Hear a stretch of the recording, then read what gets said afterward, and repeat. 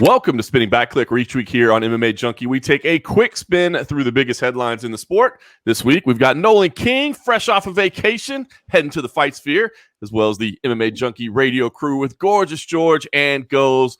So, guys, let's just jump straight to it. Of course, this past week, the biggest result in the sport had to be the official arrival of Yuri Prohaska as a title contender in the UFC. Reigning champ Jan Blachowicz even tweeted at him, proposing that they had set up a fight. But let's not forget, Blachowicz has Glover Teixeira first. So what's the play here? If you're Prochazka, do you sit around and wait for the winner for a title shot? Or should he fight again? And if he should fight again, who should it be? What's the play here for Yuri? Let's put 2 minutes on the clock. George, get us started. Yep. You got to fight. You got to fight. I think that fight being 4 months away, you never know what might happen, with the buildup or even coming out of the fight. It's just too much of a it's too questionable to not stay busy. I think you're always going to be at your best when you fight within that 6 month range. So stay busy. Get on the same card, Yuri Prochazka. Call out Alexander Rakic. You guys can be the co-main event. You also serve as insurance in case something happens to either Glover or Blachowicz. And you're on the same timeline. There's a big spotlight on the light heavyweight division. So you're all going to wind up fighting each other anyway. That's the way to go. What do you think, Goes? I'm going to disagree. I think he should wait. There really are no safe fights in the UFC. You're right. That's a good name. Rakic would be probably the name that you would have to partner him up against. But that's a very, very tough fight. Yuri made a lot of good money in this past fight. I think he can just sit back and wait. Offer yourself up as the alternate. Keep training. If something happens, maybe you get that shot a little sooner than later. But I say become Clubber Lang and just follow these guys. Every move they make, take as much media time as possible. Keep your name out there because it's fresh and people want to see this fight. I think he waits. What do you think, Nolan? It's funny. I always thought that George was maybe the smarter Garcia, but I think you might be taking the cake for that one. I totally agree with you. I think from both the UFC's perspective and Yuri's perspective, it would make sense for him to wait. I mean, the first two performances that Yuri put on in his UFC tenure have garnered a ton of attention. He's a hot commodity right now. He's got everyone talking.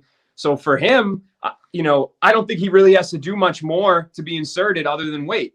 And for, a fight like Rakic, which would make a lot of sense if Yuri had just gone out there and, had mundane, dominant decision performances. But he's the hot ticket right now. So from the UFC's perspective, they probably want to preserve him as well, have him ready to fight the winner of Jan versus Glover beginning of next year.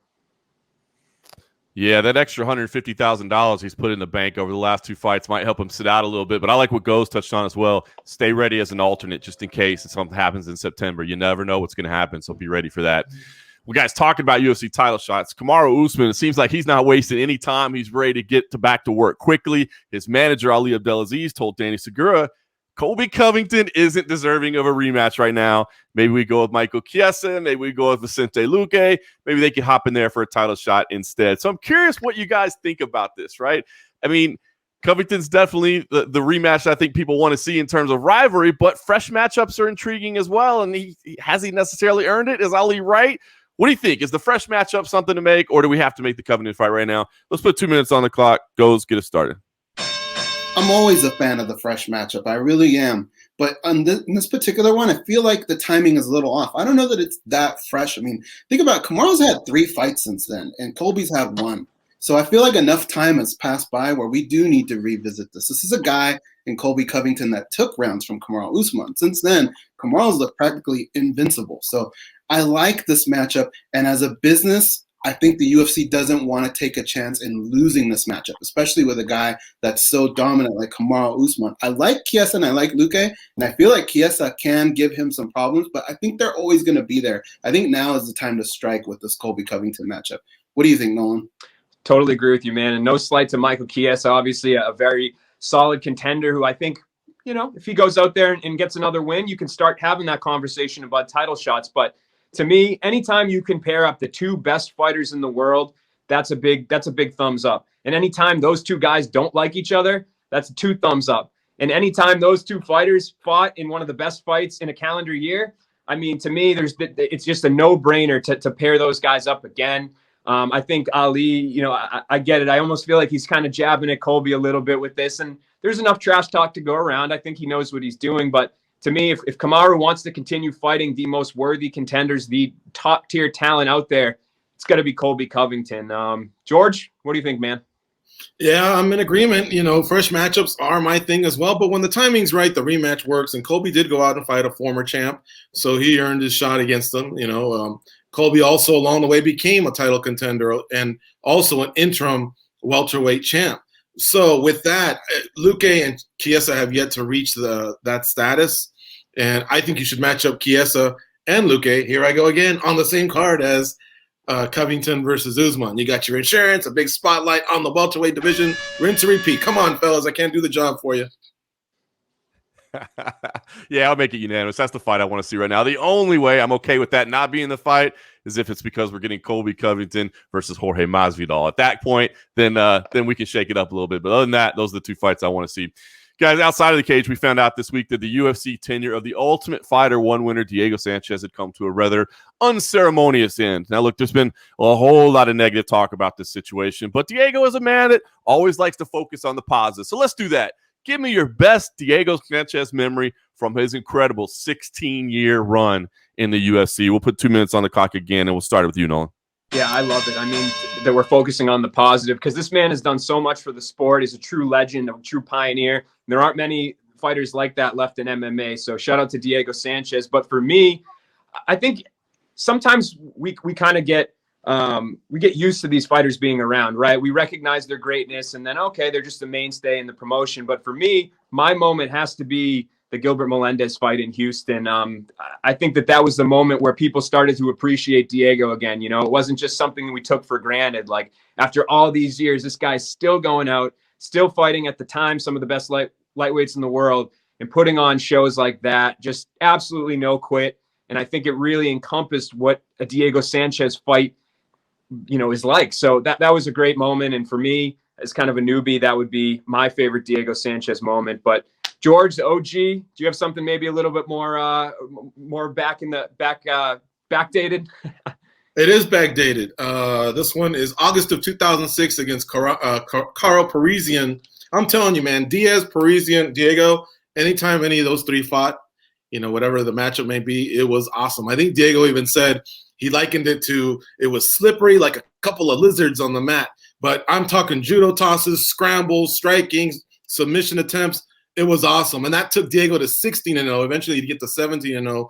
But yeah, that was one of my favorites right there against Carl Parisian. Goes, how about you?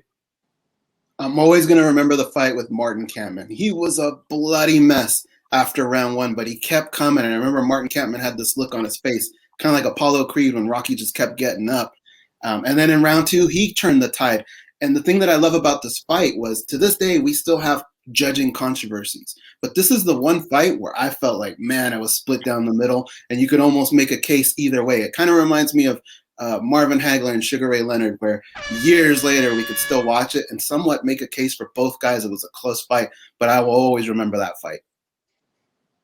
Amazing, right? How about him and Clay Guida just going absolutely nuts? I mean, that was amazing.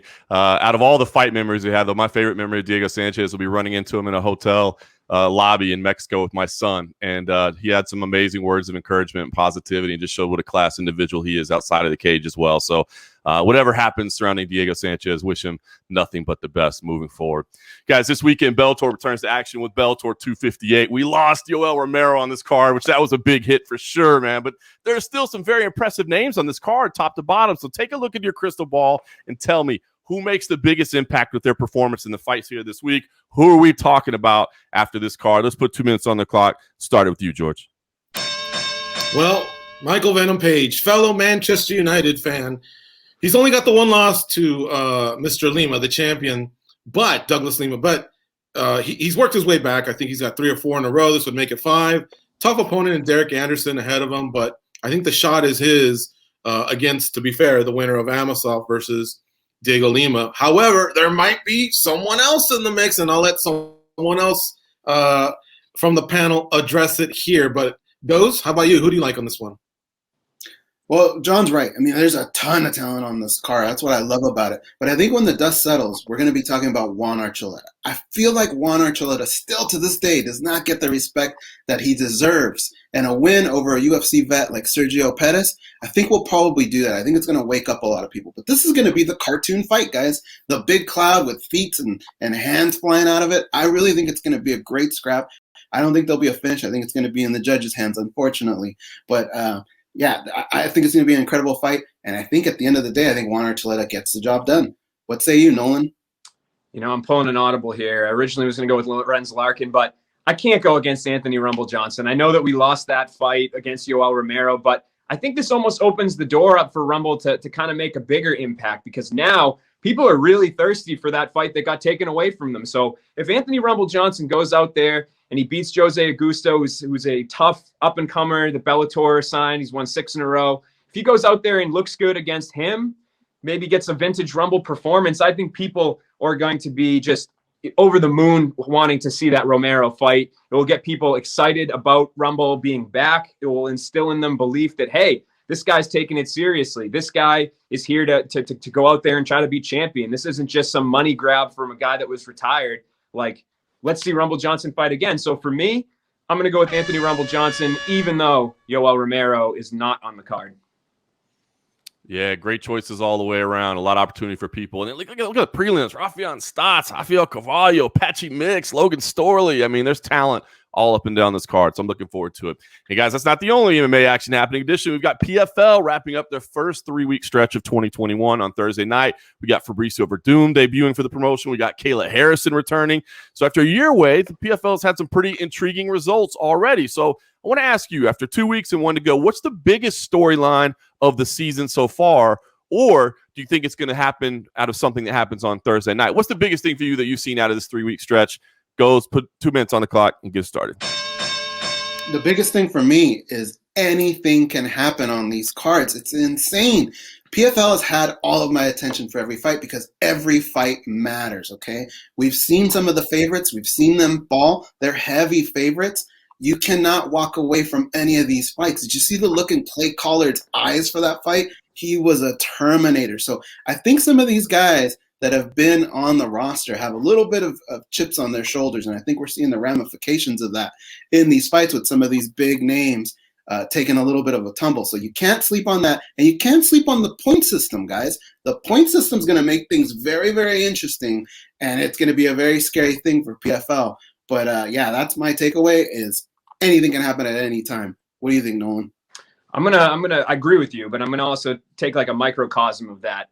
And that's Clay Collard. I mean, man, he is legitimate. And we knew he became a legitimate boxer in his hiatus away from MMA, but it's certainly translated as well. I mean, he's become a legitimate MMA fighter. What he did to Anthony Pettis in that first fight of the season makes me super excited to see him fight again. I think he's legitimate. I know Pettis maybe isn't the champion Anthony Pettis from the UFC, but he's still a pretty damn good fighter. And for Clay to go out there and handle him like he did, I'm excited about the future. I mean, and who they're going to give him next. But George, what do you think, man?